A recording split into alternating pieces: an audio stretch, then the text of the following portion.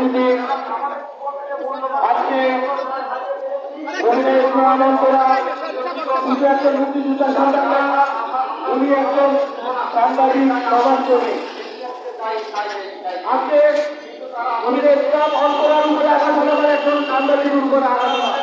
অতএব উপস্থিত যারা সংবাদকর্মী আছেন তাদের কাছে থেকে অনুরোধ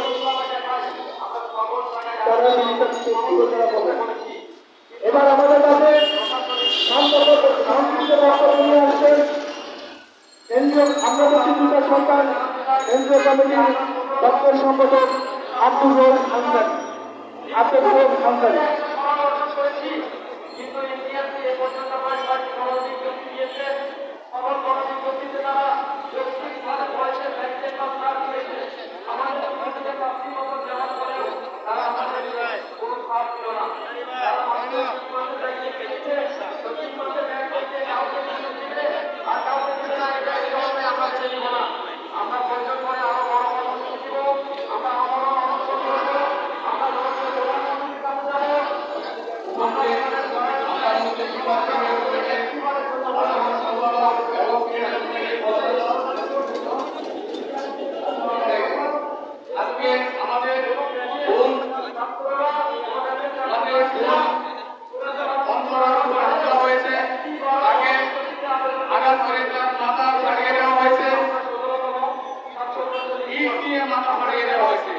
আজকে স্বাধীনতার এত বছর পরেও যদি মুক্তিযোদ্ধার সন্তানদেরকে তারা চিহ্নিত করে এই দেশ থেকে মুক্তিযোদ্ধার চেতনা বিনষ্ট করার জন্য মুক্তিযোদ্ধার সন্তানদেরকে ধরে ধরে মারা হচ্ছে, তার চোখে আঘাত করা হচ্ছে, এগুলো অত্যন্ত বেদনাদায়ক।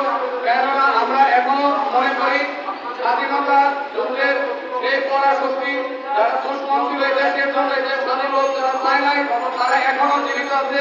যারা আমরা যারা মুক্তিযোদ্ধার সন্তান আমাদেরকে তারা বিভিন্ন জায়গায় যখন তারা চিহ্নিত করতে পারে আমাদের উপরে হামলা করে, এই সন্ত্রাসীদের কালো হাত ভেঙে দিতে হবে। এখান থেকে আমরা মাননীয় স্বরাষ্ট্রমন্ত্রীর দৃষ্টি আকর্ষণ করব, স্বরাষ্ট্র সচিবের দৃষ্টি আকর্ষণ করব, মাননীয় আইজিপির দৃষ্টি আকর্ষণ করব, তদাবলী সিভিল প্রশাসন এবং ওষুধ প্রশাসন এবং যারা ডাক্তার আছেন সিভিল তাদের সকলের দৃষ্টি আকর্ষণ করবো। আমরা যারা ক্ষতিগ্রস্ত হয়েছি আমরা আমাদের কাছে থাকেন, এই সন্ত্রাসীকে গ্রেপ্তার করে তার দৃষ্টান্তমূলক শাস্তি আপনারা নিশ্চিত করবেন সেই প্রত্যাশা আপনাদের কাছে। কেননা আমাদের দলের উপরে কিংবা আমাদের উপরে কোন মুক্তিযোদ্ধা পরিবারের উপরে আমরা হলে আমরা ঘরে বসে থাকবো না, আমরা কখনোই ঘরে বসে ছিলাম না। কেননা আমাদের দুর্দিনে বাংলাদেশের দুর্দিনে যখন আমাদের বাবা চাচা কালা মারা যখন স্বাধীনতা যুদ্ধে অংশগ্রহণ করেছে আমরা তাদের উত্তরসূরি, আমরাও ঘরে বসে থাকবো না।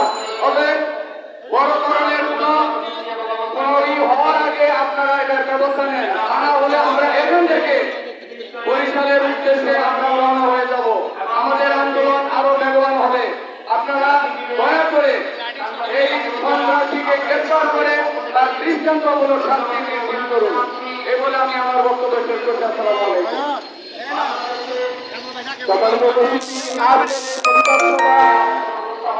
ঢাকা শহর থেকে শুরু করে সারা বাংলাদেশের মুক্তিযোদ্ধাদের মধ্যে মুক্তিযোদ্ধার পরিবারের মধ্যে ছড়িয়ে যাবে।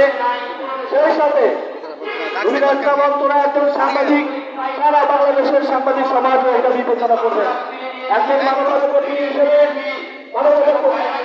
মানবাধিকার কর্মী হিসেবে সারা বাংলাদেশের যারা মানবাধিকার কাজ করেন তারা বিবেচনা করবে।